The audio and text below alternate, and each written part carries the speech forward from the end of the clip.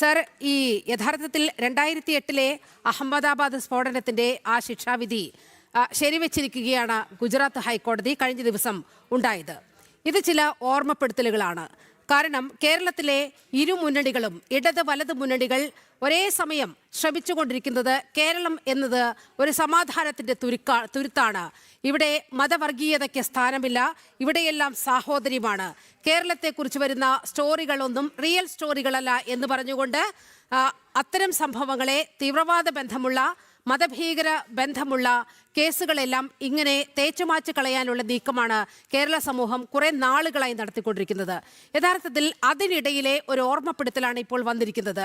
56 പേരുടെ മരണത്തിനിടയാക്കിയ അഹമ്മദാബാദ് ബോംബ് സ്ഫോടനത്തിൽ മലയാളികളുടെ സാന്നിധ്യം, മലയാളികൾക്കുള്ള ബന്ധം, ഇതൊക്കെ ഒരിക്കൽ കൂടി സജീവമായി ചർച്ച ചെയ്യപ്പെടുകയാണ്.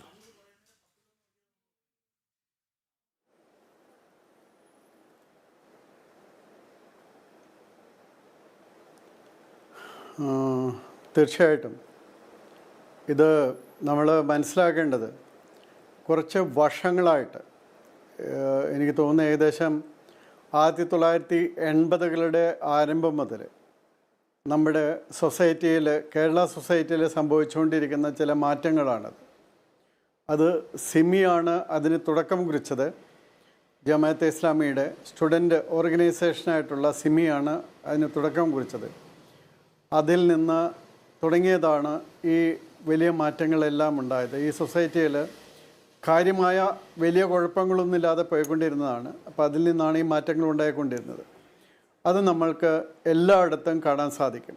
ഇപ്പോൾ അഹമ്മദാബാദിൽ മാത്രമല്ല, അപ്പോൾ അതിനു മുന്നേ നടന്ന ജയ്പൂർ സ്ഫോടനം, അതുപോലെ മുംബൈ സ്ഫോടനങ്ങൾ 2003, 2006, അതിനു മുന്നേ നടന്ന 1998 കോയമ്പത്തൂർ സ്ഫോടനം. അപ്പോൾ ഈ കോയമ്പത്തൂർ സ്ഫോടനവും ഇപ്പോൾ ഡൽഹിയിൽ അഹമ്മദാബാദിൽ നടന്ന സ്ഫോടനവുമായിട്ട് വലിയ താരതമ്യങ്ങളുണ്ട്. അതായത് ഈ രണ്ട് സ്ഫോടനത്തിലും ഒരു സീരിയൽ ബ്ലാസ്റ്റാണ്. ഒരു സ്ഥലത്ത് ഒരു ബ്ലാസ്റ്റ് നടക്കുക, അല്ലെങ്കിൽ രണ്ട് സ്ഥലത്തൊരു ഒരേ ബ്ലാസ്റ്റ് നടക്കുക, അങ്ങനെയല്ല ഉണ്ടായത്. അത് ഒരു സീരിയലായിട്ട്, ഇപ്പോൾ അഹമ്മദാബാദിലാണെങ്കിൽ 21 സ്ഥലത്താണ് ആ ബ്ലാസ്റ്റ് നടന്നത്. അത് കൂടാതെ ഹോസ്പിറ്റലുകളിലും 2 ബ്ലാസ്റ്റ് നടന്നു. 2 LG ഹോസ്പിറ്റലിലും സിവിൽ ഹോസ്പിറ്റലിലും ബ്ലാസ്റ്റ് നടന്നു. ഇതുപോലെ തന്നെയായിരുന്നു കോയമ്പത്തൂരിൽ നടന്നത്. അവിടെയും ഹോസ്പിറ്റലിലും ബ്ലാസ്റ്റ് നടന്നു. അപ്പോൾ അത് ഹോസ്പിറ്റലിൽ ബ്ലാസ്റ്റ് നടന്നതിൻ്റെ ഉദ്ദേശം 2 കാര്യങ്ങളാണ് അതിലുള്ളത്. ഒന്ന്, ഈ ഇഞ്ചേർഡിനെ ഹോസ്പിറ്റലിൽ എന്തായാലും കൊണ്ടുവരും. അപ്പോൾ അവിടേക്ക് കുറേ അധികം പേര് റഷ് ചെയ്ത് വരും. അപ്പോൾ അവരെ കൊല്ലുക എന്നുള്ളതാണ് ഒരു ഉദ്ദേശം.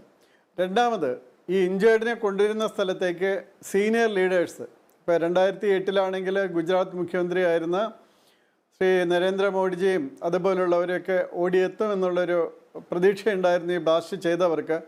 അപ്പോൾ അതുകൊണ്ടാണ് ഇത് ഏകദേശം 75 മിനിറ്റ് എടുത്താണ് ഈ ബ്ലാസ്റ്റ് എല്ലാം കൂടി നടപ്പാക്കിയത്. അപ്പോൾ ആ സമയത്ത് ഹോസ്പിറ്റലിലേക്ക് വരികയാണെങ്കിൽ ഈ ലീഡേഴ്സിനെ കൂടി കൊല്ലാൻ സാധിക്കുന്ന വിധത്തിലായിരുന്നു ഈ ബ്ലാസ്റ്റുകളെല്ലാം പ്ലാൻ ചെയ്തിരുന്നത്. അപ്പോൾ അതിൽ ഇപ്പം നമ്മൾ പലയിടത്തും കാണുന്നതാണ് കേരളത്തിൽ നിന്നുള്ള ഇതിൻ്റെ ഈ ടെറർ സാന്നിധ്യം എന്ന് പറയുന്നത് വളരെയധികം സ്ഥലത്തുണ്ട്. പലരും ഡിനേ ചെയ്തുകൊണ്ടിരിക്കുന്ന കാര്യങ്ങളാണെങ്കിലും നമ്മൾക്കെല്ലാം കാണാനറിയാം. അതിപ്പോൾ കാശ്മീരിലെ ടെറർ റിക്രൂട്ട്മെൻറ്റിലായാലും, അതുപോലെ ഈ പറയുന്ന ISISൻ്റെ മോഡ്യൂൾസിലായാലും, അതുപോലെയുള്ള നിരവധി സംഭവങ്ങളിൽ കേരളത്തിൽ നിന്നുള്ള ടെറർ ഇൻവോൾവ്മെൻറ്റ് നമുക്ക് കാണാൻ സാധിക്കും. ലോകത്ത് എവിടെയും ഒരു ടെറർ ബ്ലാസ്റ്റ് നടക്കുമ്പോൾ പലപ്പോഴും ആദ്യം അന്വേഷിക്കപ്പെടുന്നത് ഏതെങ്കിലും ഒരു കേരളീയൻ്റെ ബദ്ധമാണ് എന്നുകൂടി നമ്മൾ മനസ്സിലാക്കണം. അപ്പോൾ ഇത് കേരളത്തിലേക്ക് കാര്യമായിട്ടുള്ളൊരു തീവ്രവാദ വിത്ത് മുളച്ച് വന്നിട്ടുണ്ട്. ഇപ്പോൾ ഗുജറാത്ത് ഹൈക്കോടതിയുടെ കൺഫർമേഷൻ വിധി എന്ന് പറയുന്നത് അത് തന്നെ ഒരു ചരിത്രമാണ്. കാരണം 38 പേരുടെ വധശിക്ഷ ശരിവെച്ചുകൊണ്ട് എനിക്ക് തോന്നുന്നില്ല മറ്റേതെങ്കിലും ഹൈക്കോടതി വിധി ഉണ്ടായിട്ടുണ്ടെന്ന്. അപ്പോൾ അത്രയും പേരുടെ ഭാരതത്തിന്റെ നീതിന്യായ ചരിത്രത്തിൽ ഇത് ആദ്യത്തെ സംഭവമാണ് ഇത്രയധികം പേരെ ഒരേ സമയം വധശിക്ഷയ്ക്ക് വിധിക്കുന്നത്. സാർ പറഞ്ഞത് ശരിയാണ്. അതുപോലെ തന്നെ അതിൽ ഏറ്റവും പ്രധാനപ്പെട്ട കേരളത്തോടുള്ള കാര്യങ്ങൾ നോക്കിയാൽ 4 പേര് നേരിട്ട് കേരളത്തിൽ നിന്ന് 3 പേർക്ക് വധശിക്ഷ കിട്ടുന്നു. 3 പേർക്കൊക്കെ വധശിക്ഷ കിട്ടിയ ഈ ഹൈക്കോടതി കൺഫേം ചെയ്ത കേസുകൾ കേരളത്തിൽ നിന്നുള്ളത് കേരളത്തിൽ പോലും ഉണ്ടാകുമെന്ന് തോന്നുന്നില്ല. പക്ഷേ ഈ കേസിൽ അങ്ങനെ കേരളത്തിൽ നിന്നുള്ള 3 പേർക്ക്, 2 സഹോദരങ്ങൾക്കടക്കം 3 പേർക്ക് വധശിക്ഷയ്ക്ക് വിധിക്കപ്പെടുന്നു. അതുപോലെ ഒരാൾക്ക് ജീവപര്യന്തം കിട്ടുന്നു. ഇതെല്ലാം കൃത്യമായിട്ട് കാണിക്കുന്നത് കേരള സൊസൈറ്റിയിൽ സംഭവിച്ചുകൊണ്ടിരിക്കുന്ന ഒരു പ്രത്യേക തരം കാര്യമാണ്. ഇതിൻ്റെ എല്ലാം അടിസ്ഥാനം എന്ന് പറയുന്നത് ഇത് ഒരു ഇസ്ലാമിക് സ്റ്റേറ്റ് ഉണ്ടാക്കുക എന്നുള്ളതിൻ്റെ പ്രവർത്തനത്തിൻ്റെ അതിലേക്ക് വേരൂന്നിയുള്ള പ്രവർത്തനങ്ങളുടെ ഒരു ഫലമാണ് ഇതെല്ലാം ഉണ്ടാകുന്നത്. മറ്റൊന്നും കൊണ്ടും ഉണ്ടാകുന്നതല്ല. ഇത് ഉണ്ടാകുന്നതിൻ്റെ കൃത്യമായിട്ടുള്ള കാരണം എന്ന് പറയുന്നത് ഒരു വിഭാഗം ആൾക്കാർ വിശ്വസിക്കുന്നത് ഇത്രയെല്ലാം പ്രവർത്തനങ്ങൾ നടത്തി ആൾറെഡി വിഭജിച്ചു പോയ ഇന്ത്യക്ക് അത് മാറിയിട്ട് ഒരു ഇസ്ലാമിക് സ്റ്റേറ്റ് ആക്കണം എന്നുള്ള അതാണ്. അതായത് 1970കളുടെ മധ്യത്തിൽ ഇന്ത്യയുടെ മോചനം ഇസ്ലാമിലൂടെ എന്ന് സിമി എഴുതി വെച്ച അതേ കാര്യങ്ങൾ നടപ്പിലാക്കാനായിട്ട് ഓരോ ഗ്രൂപ്പുകൾ അവരുടെ പേര് മാറി മാറി സിമിയിൽ നിന്ന് മാറി NDF-ൽ നിന്ന് മാറി, അല്ലെങ്കിൽ PDPയും അതുപോലെ മാറി ISSും അതുപോലെ മാറി PFIയും ഇതൊക്കെ മാറി മാറി വരുന്നുണ്ടെങ്കിലും ഇതിൽ ഒഴുകുന്ന ധാരകളെല്ലാം ഒന്ന് തന്നെയാണ്. അപ്പോൾ അതിനെതിരായിട്ട് വരുന്ന ചകന്നൂർ മൗലവിയെ പോലുള്ള വളരെ സ്വാത്വികനായിട്ടുള്ള കൃത്യമായിട്ട് കാര്യങ്ങൾ പറഞ്ഞിരുന്ന അങ്ങനെയുള്ള ആൾക്കാരെ വരെ ഇല്ലാതാക്കുന്നതിനും അങ്ങനെയുള്ള കാര്യങ്ങൾ ഇപ്പം ഇതിൻ്റെ തന്നെ ആസൂത്രണം നടന്നത് ബിനാനിപുരത്തും വാഗമണിനുമാണെന്നാണ് കണ്ടെത്തിയിരിക്കുന്നത്. വാഗമണിയിൽ നടന്ന കോൺസ്പിറസിയാണ് അഹമ്മദാബാദ് ബ്ലാസ്റ്റിലേക്ക് നയിച്ചതെന്നാണ് ഒരു കണ്ടുപിടുത്തമുള്ളത്.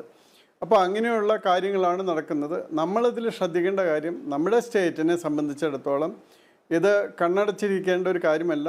ഇത് കാര്യമായിട്ട് പ്രത്യേകിച്ചും ഇതിൽ ബന്ധപ്പെട്ടവർ വളരെ ആക്റ്റീവായിട്ട് ഇത്തരമൊരു അന്തരീക്ഷത്തിൽ നിന്ന് സംസ്ഥാനത്തിനെ മോചിപ്പിക്കാൻ ആവശ്യമായിട്ടുള്ള നടപടികൾ അത് സമുദായ തലത്തിലും അതുപോലെ സർക്കാർ തലത്തിലും റാഡിക്കലൈസേഷൻ എന്ന് പറഞ്ഞൊരു പ്രോഗ്രാം തന്നെ കേരള പോലീസ് റൺ ചെയ്തിരുന്നു. അത് ഇപ്പോഴുണ്ടോ എന്ന് എനിക്കറിയില്ല.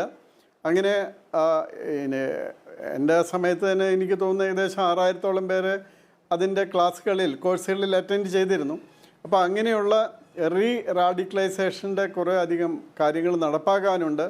അതല്ലെങ്കിൽ ഇത്തരം ഒരു കാര്യം അത് വളരെ മറ്റൊന്നും തിരിച്ച് അറിയാത്ത ഈ ഒരു കാര്യം മാത്രം മനസ്സിൽ വെച്ച് നടക്കുന്ന ഒരു വിഭാഗം ജനതയായിട്ട് കുരുകൂട്ടരെ മാറാനിടയുണ്ട്. അപ്പോൾ അത് ഇല്ലാതാക്കുക, പ്രിവെൻറ്റ് ചെയ്യുക എന്നുള്ളത് വളരെ അത്യാവശ്യമാണ് എന്ന് ഈ വിധി നമ്മളെ മനസ്സിലാക്കുന്നു. ഇപ്പം നമ്മൾ നോക്കിയാൽ ഉസ്ബെക്കിസ്ഥാനിൽ പോകുമ്പോൾ പോലും അവിടെ ഒരു കുട്ടിയെ മതം മാറ്റാനായിട്ട് കൊന്നുകളയുക എന്നതിലേക്ക് ഇപ്പം നമ്മൾ ഇന്ന് കണ്ട വാർത്തയൊക്കെ കണ്ടാൽ മനസ്സിലാകും. ഇവിടെ കേരളത്തിലോ ഇന്ത്യയിലോ അല്ല, അങ്ങ് ഉസ്ബെക്കിസ്ഥാനിൽ പഠിക്കാൻ പോയി ഒരു ഡോക്ടറായി വരുമെന്ന് വിചാരിച്ചിരിക്കുന്ന ഒരു പെൺകുട്ടിയുടെ മാതാപിതാക്കൾ അറിയുന്നത് അവൾ മതം മാറാൻ വിസമ്മതിച്ചുകൊണ്ട് അവളെയും ഭീകരമായിട്ട് കൊന്നു എന്നുള്ളതാണ്. എന്താണ് സംഭവിക്കുന്നത് എന്ന് ഈ സമൂഹം ചിന്തിക്കണ്ടേ? അതെല്ലാം നമ്മൾ മണ്ണിനടിയിൽ പൂഴ്ത്തിയിട്ട് ഒരു കാര്യമില്ല. ഇതെല്ലാം യാഥാർത്ഥ്യങ്ങളാണ്. കേരള സമൂഹത്തിലെ യാഥാർത്ഥ്യങ്ങളായി കണ്ട് അതിനെ അഡ്രസ്സ് ചെയ്യുകയാണ് വേണ്ടത്.